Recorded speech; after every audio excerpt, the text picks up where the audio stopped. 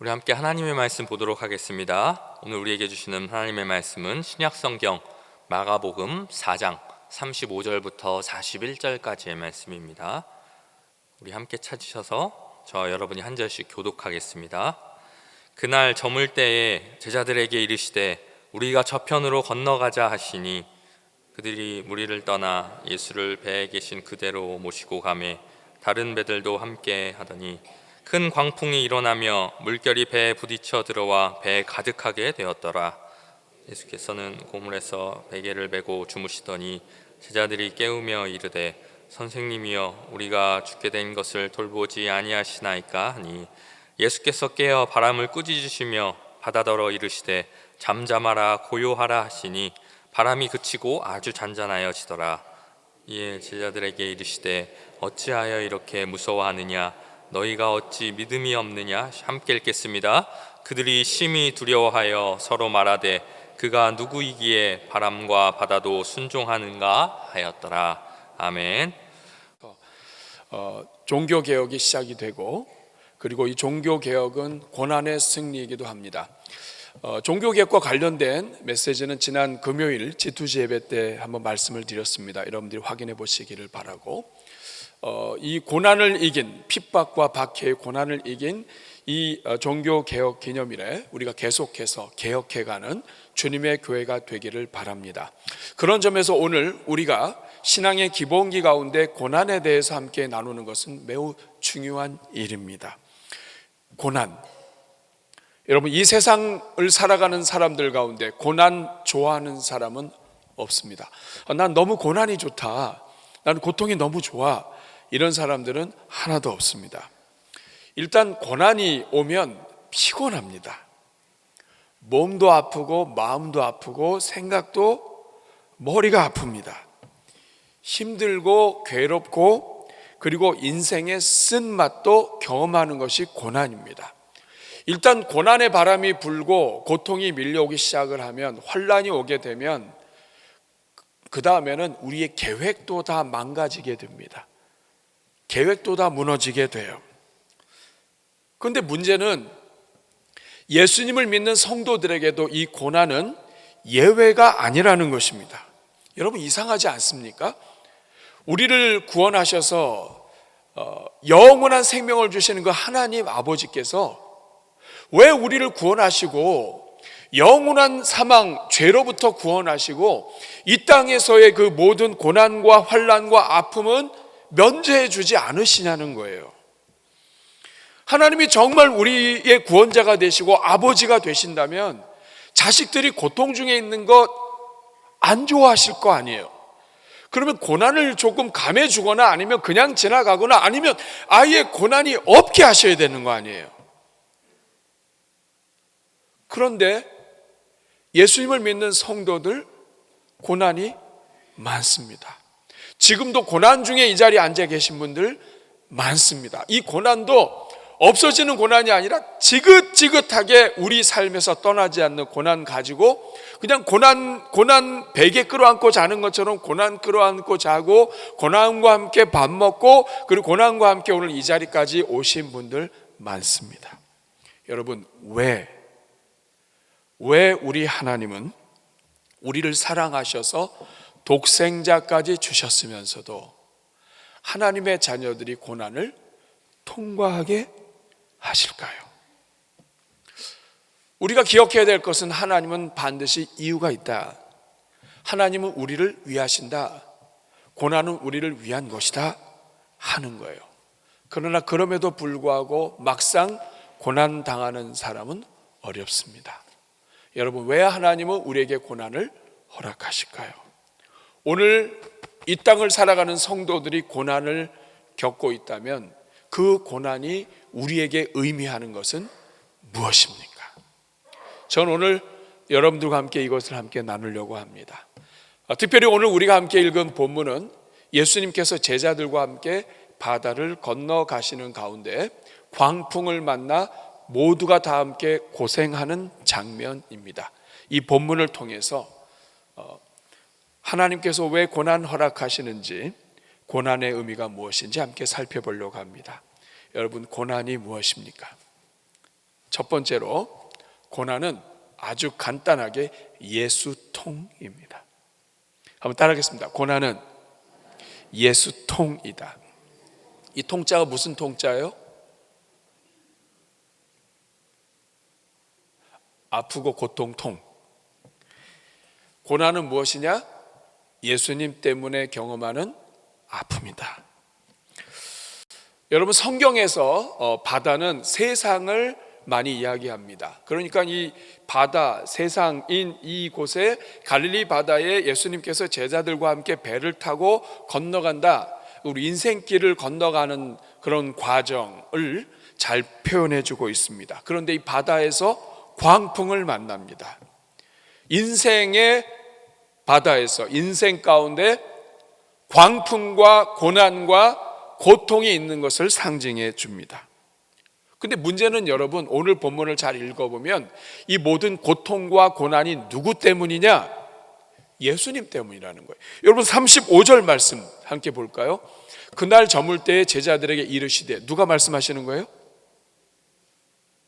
말씀을 듣고 계시나요? 그날 저물 때에 제자들에게 누가 말씀하시는 거예요? 예수님이. 뭐라고 말씀하십니까? 우리가 저편으로 건너가자. 베드로가 건너가자고 우겼습니까? 저요! 배 타고 건너갑시다. 우리 오랜만에 열심히 수고했으니까. 이른 아침부터 늦은 시간까지 너무 열심히 일했는데 오늘 우리 배 탑시다. 우리 오랜만에.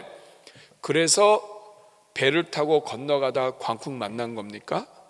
아닙니다. 누가 배 타자고 하셨습니까? 예수님이 건너가자고 했습니다. 다른 분도 아니고 예수님이 건너자고 했어요. 여러분, 이 어부 출신들이, 이 많은 이 제자들이 이거 듣고 얼마나 좋아했을까요? 오랜만에 고깃배도 버리고 다 버렸는데 예수님이 배 타고 건너가자고 하시니까 오랜만에 정말 아침부터 그냥 밥도 제대로 못 먹고 열심히 사역을 했는데 오늘 이 배 타고 오랜만에 그냥 뱃놀이나 좀 할까? 갈릴리 뱃노래가 있을지 모르겠어요. 어이야.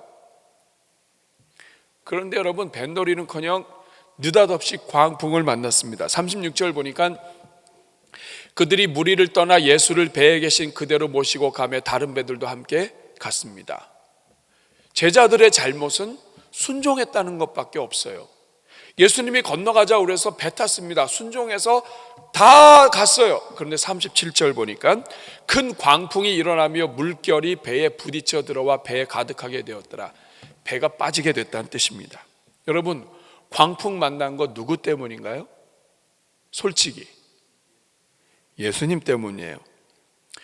제자들은 순종한 죄밖에 없습니다. 근데 더 큰 문제는 예수님이 빌미를 배 타고 한 것만, 배 타고 그럴 수 있죠. 근데 이 오늘 본문을 잘 보면 예수님이 더 큰 빌미를 제공하세요. 35절 같이 읽어볼까요? 시작. 그날 저물 때에 제자들에게 이르시되 우리가 저편으로 건너가자.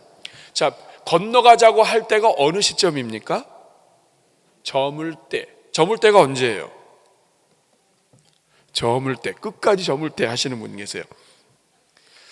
해가 떨어지고 찬바람이 일기 시작하는 때. 여러분, 아마 그 산 속에 있는 호수나 이런 데서 배를 타신 분들은 아마 기억이 나실 거예요. 낮에는 괜찮았는데 해가 지기 시작하면서부터 바람이 불어요. 근데 특별히 이 갈릴리 호수는 저녁 때가 가장 위험한 호수입니다. 갈릴리는요, 이 바다라고 불러요. 호수, 바다가 같은 단어이기 때문에 바다로 부르기도 하고 호수로 부르기도 했지만, 히브리어 특징 때문이기도 하지만 이 갈릴리 바다는 커요. 길이가 21km입니다. 놀라지도 않아요. 길이가 21km고 이렇게 뭐 강처럼 긴 게 아니에요. 통으로 계란처럼 타원형인데 길이가 21km고 폭이 12km예요. 굉장히 큰 호수입니다. 면적을 따지면 우리 대전의 유성구 크기예요. 유성구가 얼마나 큰지 몰라요. 방송 들으신 분들은 굉장히 유성구가 큰지 알 거예요. 그러니까 유성구만큼 사이즈가 큰 그 땅이 다 호수인 거예요. 그래서 앞이 안 보이는 거죠. 21km면. 그런데 이 갈릴리 바다는 북쪽에 헤르몬 산이 있습니다. 백두산이 2700이죠. 헤르몬은 2800m가 넘습니다. 늘 눈이 덮여 있는 산이기도 하고, 그런데 문제는 해가 질 때쯤 되면 그 산에서부터 찬바람이 내려오는 거예요. 그리고 호수는 낮 동안에 굉장히 더워서 물이 더워지는데, 이 갈릴리 호수는 해수면보다도 210m가 낮아요. 그러니까 이 더워진 이 물이, 그리고 더운 곳에서 올라오는 이 뜨거운 바람과 산에서 내려오는 바람이 저녁 때에 만나기 시작하는 거예요. 그래서 광풍이 일기도 하고 하는데, 늘 광풍이 있는 건 아니죠. 그런데 하필이면 예수님이 피할 수도 있었잖아요. 근데 저녁 때 찬바람이 불기 시작하고 자칫하면 큰 바람이 부는 때, 갈릴리 어부들은 그래서 저녁 때 고기를 안 잡는다고 그래요. 주로 새벽에 고기를 잡아요. 그때가 제일 안전하고 고기가 잘 잡히는 때란 뜻이죠. 근데 여러분, 예수님이 저물 때 배 타고 나가자고 하신 거예요. 광풍이 오실 것을 예수님이 아셨을까요? 모르셨을까요? 전 예수님이 작정하셨다고 봅니다. 아셨어요. 그런데 건너가자고 하신 거예요. 이 광풍은 계획된 광풍입니다. 예수님의 프로그램에 있는 광풍이에요. 하나님의 특별한 섭리 가운데 있는 광풍이에요. 어쨌든 간에 이 광풍은 예수님 때문이에요.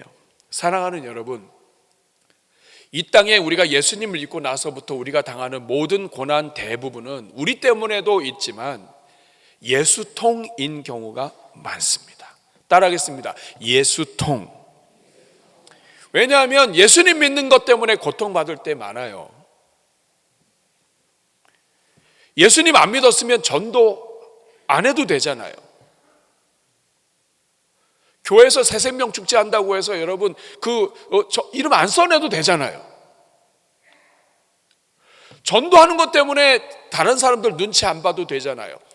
회사 가서도 우리는 한 사람 함부로 말 못한다고요. 막 하고 싶은 대로 뭐 이런 인간이 다 있어 하면서 막 치고받고 못해요. 행여나 예수님 하나님 영광 가릴까 봐 말 조심하고 화도 잘 못해요. 성도들 가운데 화병이 많을 것 같아요. 쏟을 데가 없어요, 화를. 세상 사람들은 욕이 다 좀 세대로 하죠. 오씨.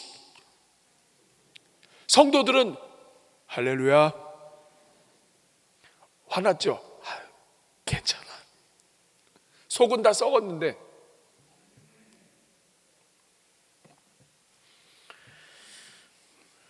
센 말도 못해요.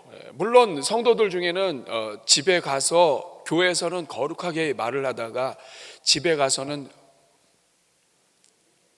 사회 나가서는 그냥 막 욕하는 사람도 있을지 모르겠어요.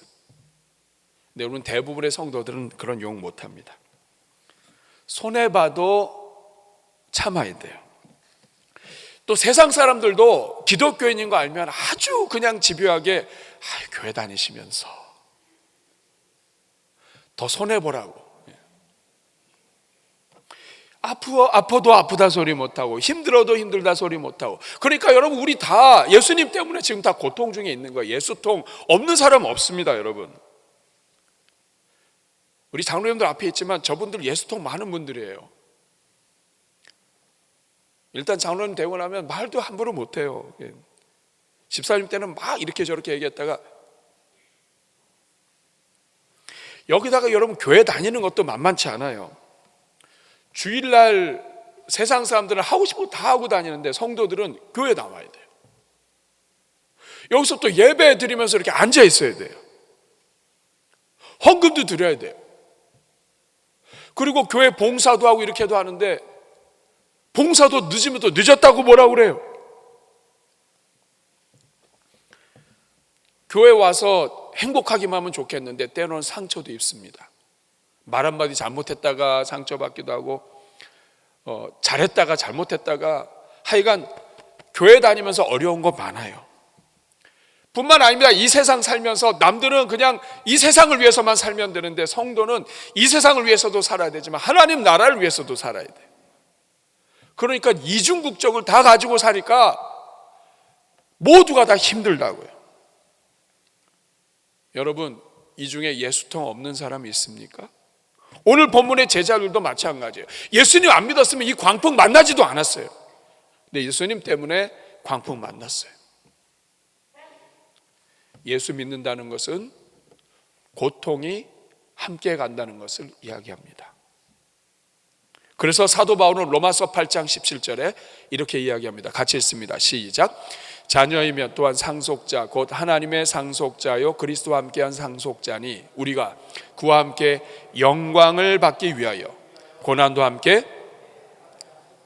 우리가 예수 그리스도 안에서 하나님의 자녀가 되고 영광스러운 삶, 예수님을 닮아가는 삶을 사는 것 너무나 감사하지만, 그러나 그 하나님의 아들이신 예수님께서 우리를 구원하시기 위해서, 죄인들을 구원하시기 위해서 십자가를 지시고 고난을 경험하셨던 것처럼 이 땅에 예수님의 제자들, 하나님의 자녀들은 우리에게 남겨진 고난, 고통을 다 영광을 받기 위해서 고난까지도 함께 받아야 한다. 그러나 중요한 것이 무엇입니까? 고통이 없는 성도는 없습니다. 그러나 영광이 없는 성도도 없습니다. 마가복음 10장 29절 30절에 보면 우리 주님이 분명히 말씀하십니다. 성도의 고난은 예수통이지만, 물론 우리가 잘못하는 것도 있고 우리가 인격이 안 되는 것도 있지만 예수님 믿기 때문에 더 괴로울 수도 있습니다. 성도의 고난과 환난은 다 예수통이지만 예수 안에서 예수님을 위하여, 예수님 때문에 우리가 경험하는 고난이지만, 그러나 그 모든 예수통은 다 하나님이 갚아주신다.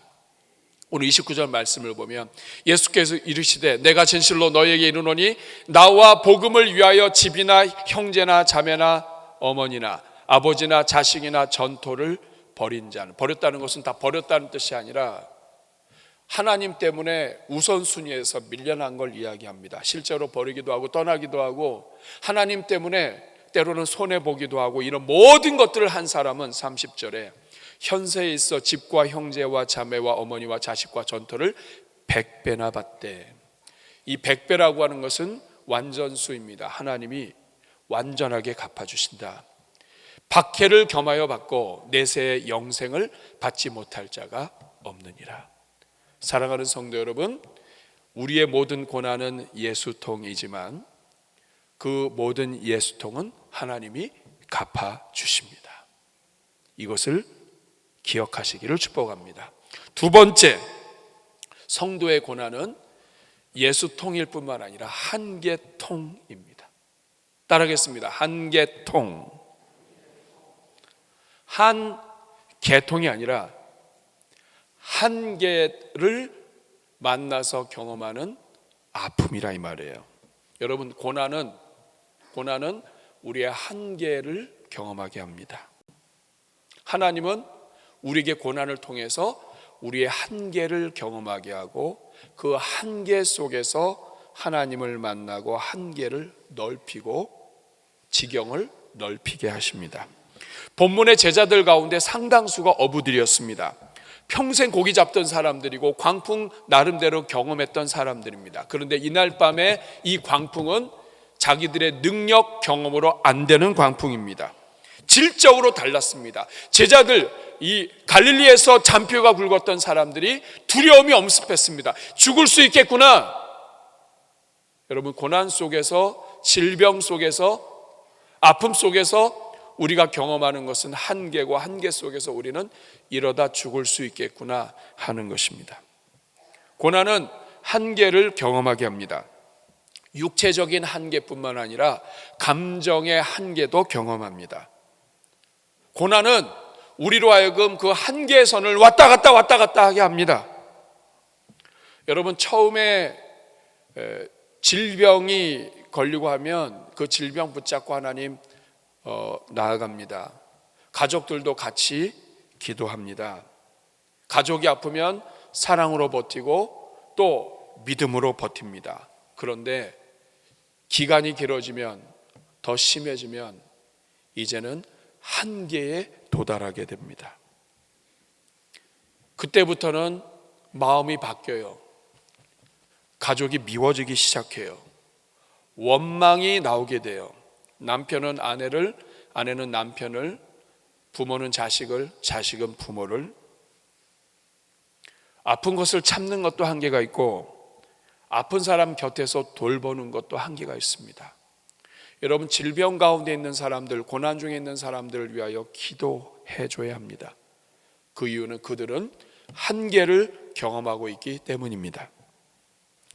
한계에 부딪힐 때마다 어려운 것은 절망이 같이 오기 때문입니다. 다 그만두고 싶습니다. 한계 때문에 힘든 게 아니에요. 사실은 그 한계 속에서 반응하는 나 자신이 힘든 거예요. 사랑하는 아내예요. 사랑하는 남편이에요. 사랑하는 자식이에요. 그런데 한계에 부딪히면 이 마음에서 동요가 일어납니다.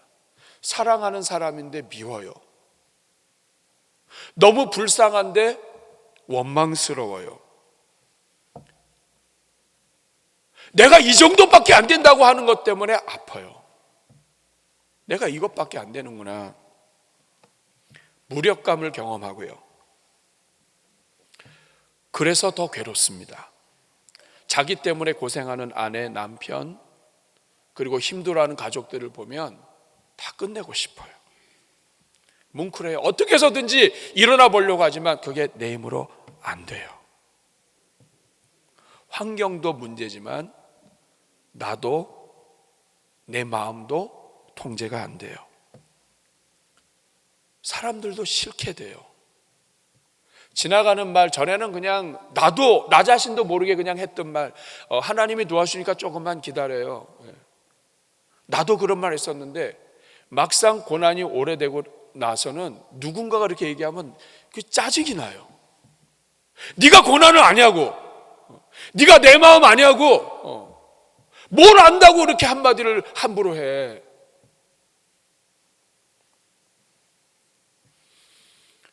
그런데 이 고난이 계속 길어질 때 처음에는 내 힘으로도 해보고 이것도 해보고 다 했지만 아무것도 안 될 때, 그런데 그때 성도는 마지막에 찾는 대상이 있습니다. 그때 하나님을 찾아요. 사실은 그 전에도 하나님을 찾지만 진짜 절망 끝에서 하나님을 절규하듯이 찾아요. 오늘 본문의 제자들도 그러죠. 예수님 이제 어떻게 합니까? 예수님 어떻게 합니까? 더 이상 견딜 수 없습니다. 어떻게 하면 좋겠습니까? 오늘 38절에 보니까 예수께서는 고물에서 베개를 베고 주무셨습니다. 여러분, 예수님이 살아계시고 예수님이 함께 하시고 우리의 주님이시면 우리를 내버려 두시면 안 되잖아요. 그런데 오늘 본문에 있는 것처럼 배에서 주무시고 있는 예수님처럼 분명히 예수님 계신 건 알아요. 알겠어요. 그런데 주무시고 계셔요. 어처구니 없어요. 나는 이렇게 괴로워 죽겠는데 응답이 없다고요. 누구 때문에 지금 고생하고 있는데. 고난은 우리의 한계를 경험하게 합니다. 그런데 그 한계 때문에 어쩔 도리 없이 하나님을 찾습니다. 아이가 아플 때 비로소 부모는 이 아이를 내가 마음대로 할 수 없음을 발견하게 됩니다. 애가 아플 때 부모가 해줄 수 있는 게 아무것도 없습니다. 의사도 마찬가지예요. 아는 범위 내에서만 하는 거예요. 아이의 생명이 부모에게 있는 줄 알았는데 그게 아니에요. 그래서 한계 속에서 하나님을 찾고 인간의 한계 속에서 한계 밖에 계신 하나님을 찾게 되는 겁니다.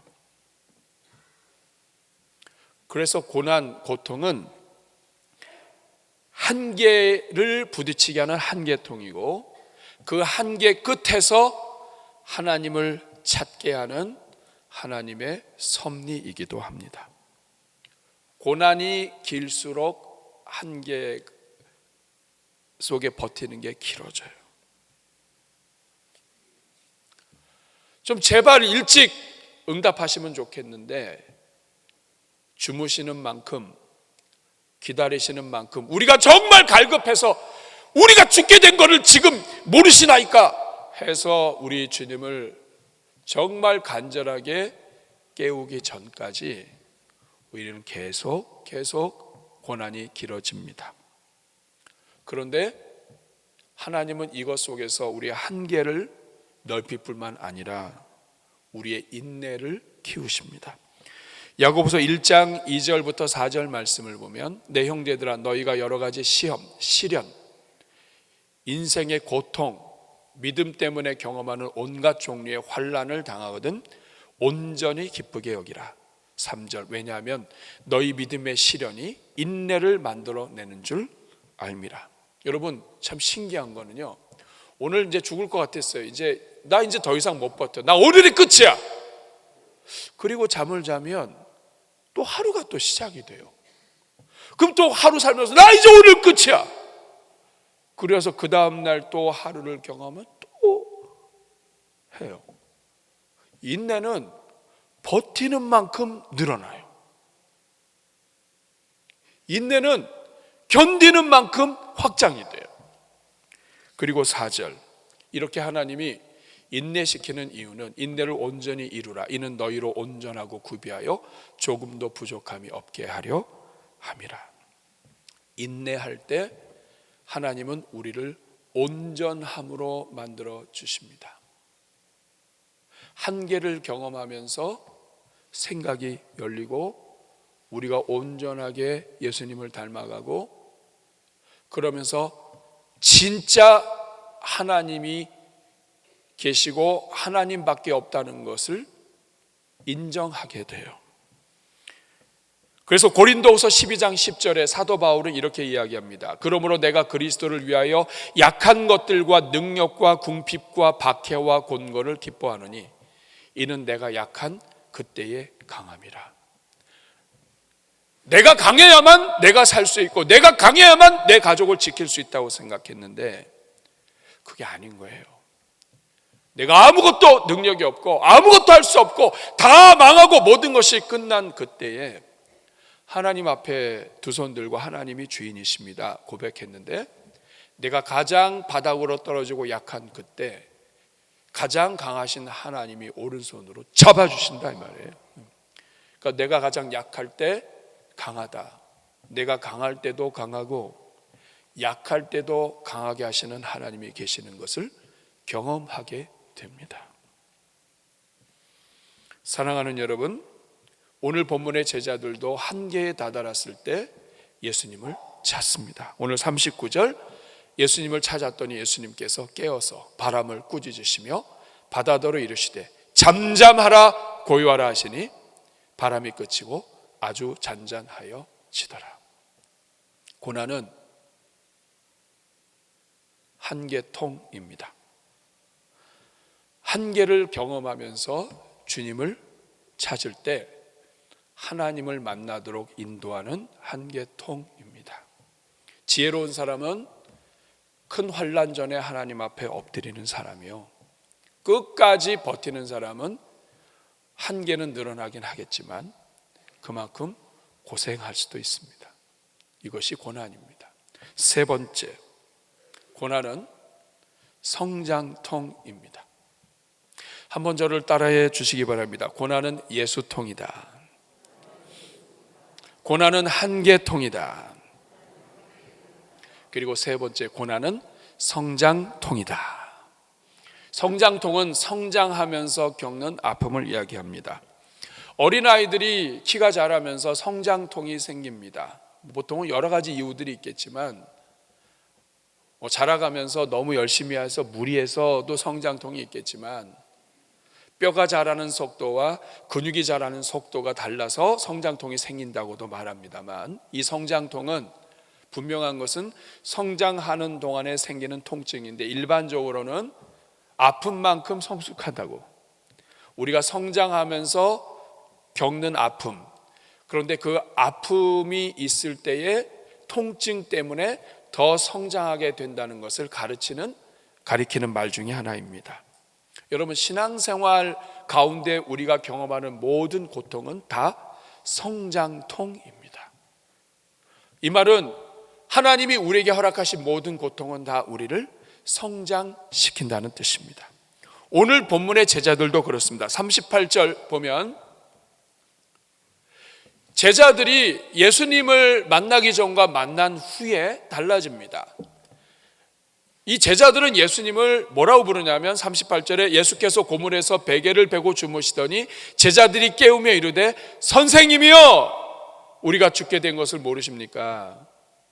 제자들은 지금 예수님을 선생님으로 부릅니다. 선생님은 랍비예요. 가르치는 분이에요. 조금 능력이 있으신, 잘 가르치시는 위대한 선생님이란 뜻이에요. 그런데 여러분, 이 광풍 때문에 예수님을 깨웠습니다. 이 방법이 없습니다. 그래도 예수님은 조금 기적도 행하시기도 하시고 예수님은 병도 고치셨고 그래도 예수님은 조금 하셨으니까 어떻게 좀 도와달라고 했어요. 그런데 이 예수님을 깨우고 나서부터는 예수님이 바다를 향하여 잠잠하라 하신 후에 자연이 폭풍이 잦아드는 것을 보고 제자들의 생각이 열립니다. 예수님은 단순한 선생님이 아니다. 오늘 본문 40절에 보면 이에 제자들에게 이르시되 어찌하여 이렇게 무서워하느냐 너희가 어찌하여 믿음이 없느냐. 그 다음에 41절에 제자들이 반응합니다. 그들이 심히 두려워하여 서로 말하되 그가 누구이기에 바람과 바다도 순종하는가. 사랑하는 여러분, 우리가 성도들이 고난 속에서 아파하는 경우가 많지만 이 모든 고난은 다 성장통이에요. 하나님이 고난을 허락하신 이유는 이 고난 속에서 하나님이 누구신지 예수님이 누구신지를 고백하는 것과 관계가 있습니다. 고난은 예수님을 선생님으로 믿었던 사람이 예수님은 살아계신 하나님이라고 고백하게 만드는 힘을 갖고 있어요. 우리 주님이 그래서 모든 고난은 성장으로 이어지기 때문에 고난을 허락하시는 거예요.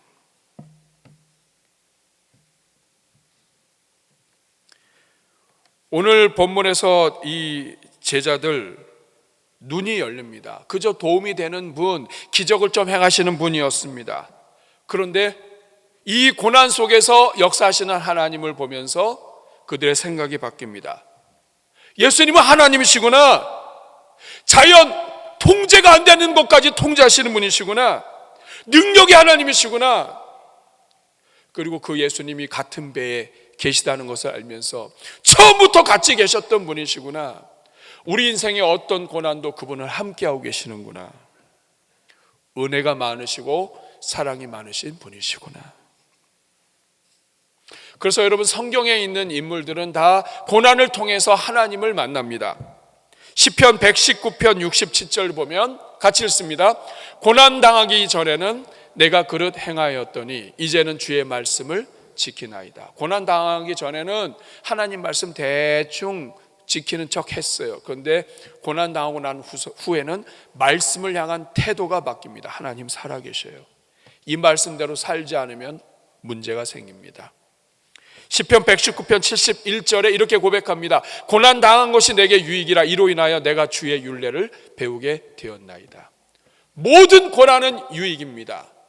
이 고난 때문에 하나님을 배우고 하나님의 말씀을 배우고 하나님의 역사를 배웁니다. 시편 140편 12절 내가 알거니와 여호와는 고난 당하는 자를 신원하시며 궁핍한 자에게 공의를 베푸시는 하나님이십니다. 우리가 잘 아는 요셉은 창세기 50장 20절에서 이렇게 고백합니다. 형들이 자기를 팔았고 노예 생활을 했고 감옥에 갇혔고 온갖 고난을 당했지만 그 고난 속에서 성장하고 한계를 뛰어넘고 그리고 하나님의 역사와 하나님의 능력을 경험한 이 요셉이 이렇게 이야기합니다. 당신들은 나를 해하려 하였으나 하나님은 그것을 선으로 바꾸셨습니다. 하나님은 모든 것이 합력하여 선을 이루게 하시는 분이십니다. 나의 실수까지도 나의 연약함까지도 나의 미련함까지도 성장으로 인도하시는 하나님이십니다. 오늘과 같이 많은 백성의 생명을 구원하게 하시도록 만드셨습니다. 아무것도 아닌 나를 고난을 통과하게 하시더니 이제는 나만 사는 자가 아니라 다른 사람을 살리는 생명의 일꾼으로 만드셨다 하는 것입니다. 오늘도 마찬가지예요. 예수님 안에서 있는 모든 고통은 예수님 때문에 고통당하기도 하고 한계를 경험하기도 하지만 이 모든 과정을 통하여 우리 하나님은 우리를 생명의 일꾼으로 이끄시는 것입니다. 그래서 시편 34편 19절에 같이 읽겠습니다. 시작. 의인은 고난이 많으나 여호와께서 그 모든 고난에서 건지시는도다. 아멘. 말씀을 마무리하겠습니다. 여러분이 고통할 때 이 통자는 아플 통자예요. 고통할 통, 고통통, 아플 통이에요. 그런데 하나님은 성도에게 이 고난을 통과시키시면서 이 통자를 바꿔버리십니다. 무슨 자로 바꾸시냐면 통할 통으로 바뀌어요.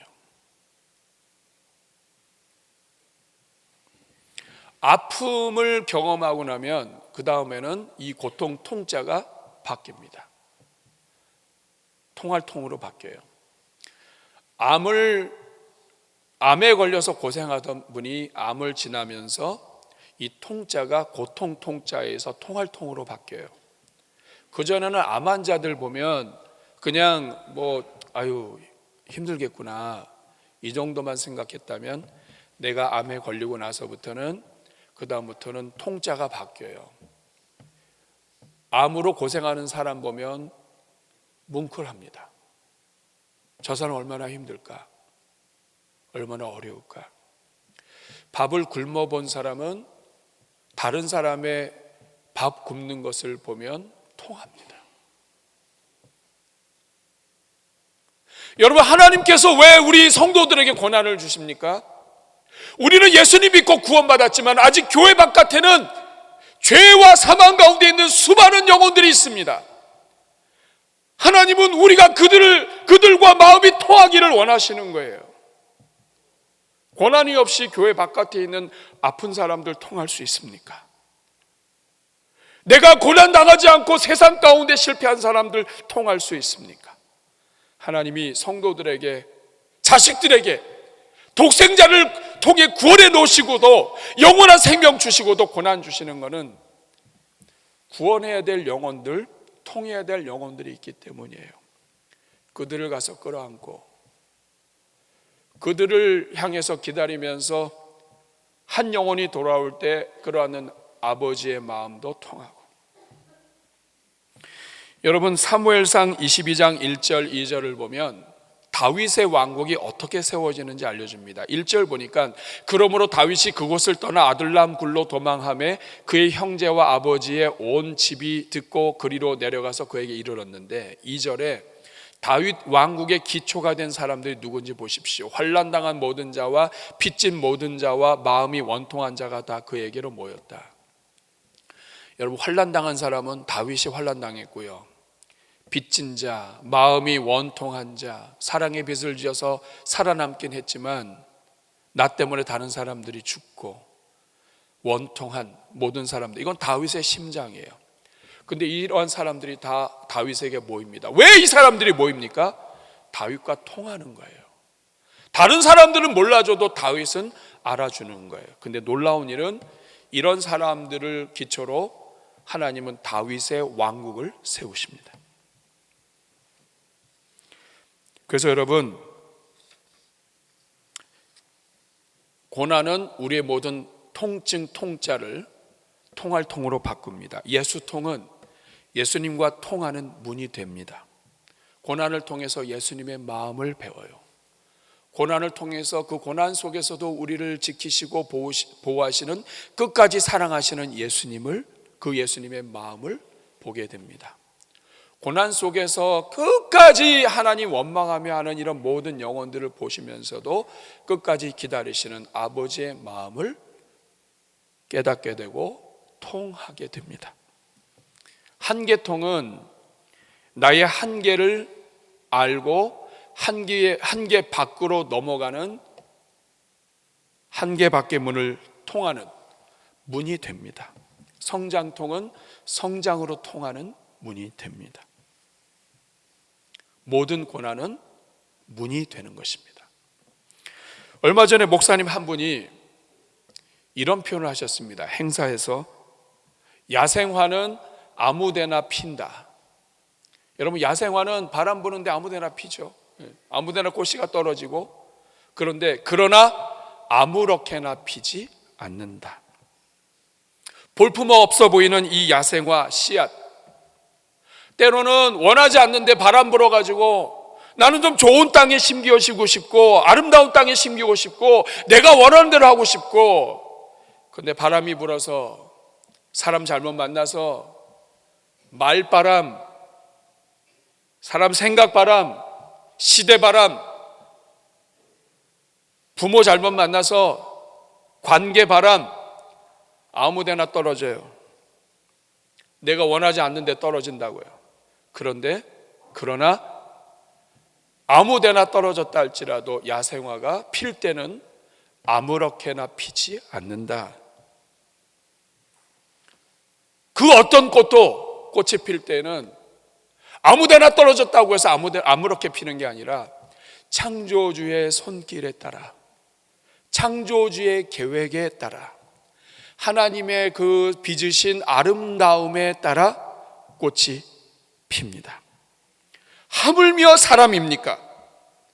하물며 독생자 예수 그리스도까지 십자가에 죽이시면서 우리를 구원하셨는데, 우리가 비록 이 세상 고난 가운데 또는 태어나면서부터 이 모든 환경은 내 마음대로 못했지만, 그러나 우리를 하나님이 함부로 아무렇게나 꽃피게 하시겠습니까? 그 환경 속에서 창조주의 계획에 따라, 하나님의 형상에 따라, 하나님의 손길을 따라, 하나님의 아름다움을 따라 꽃피게 하시는 것입니다. 그러므로 여러분, 오늘을 견디셔야 돼요. 오늘을 붙잡으셔야 돼요. 오늘도 하나님 붙잡으셔야 돼요. 어떤 고난도 이기시는 우리 주님이 여러분을 반드시 꽃피게 하실 것입니다. 그래서 사도 바울은 로마서 8장 18절에 생각하건대 현재의 고난은, 같이 읽습니다.